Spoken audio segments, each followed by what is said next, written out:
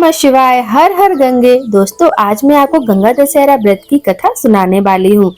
गंगा दशहरा के दिन माँ गंगा के पृथ्वी पर आगमन का दिन माना जाता है और गंगा नदी में स्नान करने से जीवन के सभी पाप धुल जाते हैं। अयोध्या के महाराज राजा दशरथ और श्री राम को आप सभी लोग तो जानते ही होंगे। उनके ही पूर्वज राजा भागीरथी को अपने पूर्वजों के तर्पण के लिए गंगा जल की आवश्यकता पड़ी।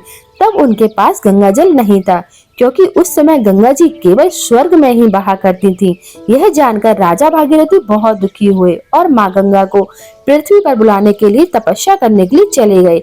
उन्होंने सालों तक कठोर तपस्या की, लेकिन उन्हें कोई सफलता नहीं मिली। जिसके बाद राजा भागीरथी दुखी होकर कैलाश पर्वत चले गए और फिर वहां उन्होंने फिर से कठोर तपस्या शुरू कर दी, जिसे देखकर माँ गंगा राजा से प्रसन्न हुई और उन्हें आशीर्वाद देते हुए कहा कि आपकी क्या इच्छा है जिसे मैं पूरा कर सकूं। माँ गंगा को अपने सामने देखकर राजा बहुत प्रसन्न हुआ और उन्हें धरती पर आने के लिए आग्रह करने लगे।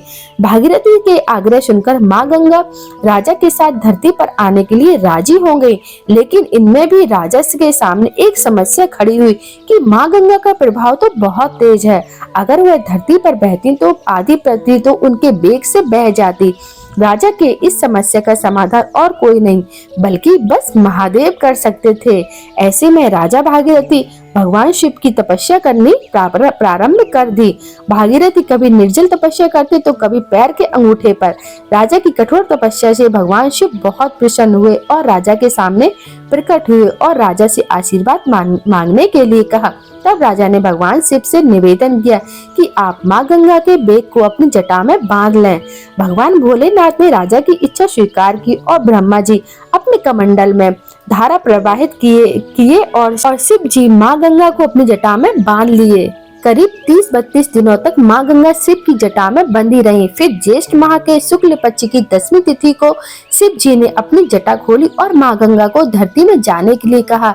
राजा ने माँ गंगा के पृथ्वी पर आने के लिए हिमालय की पहाड़ियों के बीच एक रास्ता बनाया और माँ गंगा को धरती पर आने के लिए निवेदन किया।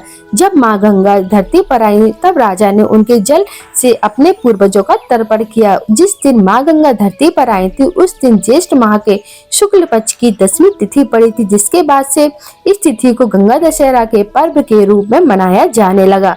गंगा दशहरा को माँ गंगा के धरती पर आगमन का उत्सव भी मनाया जाता है।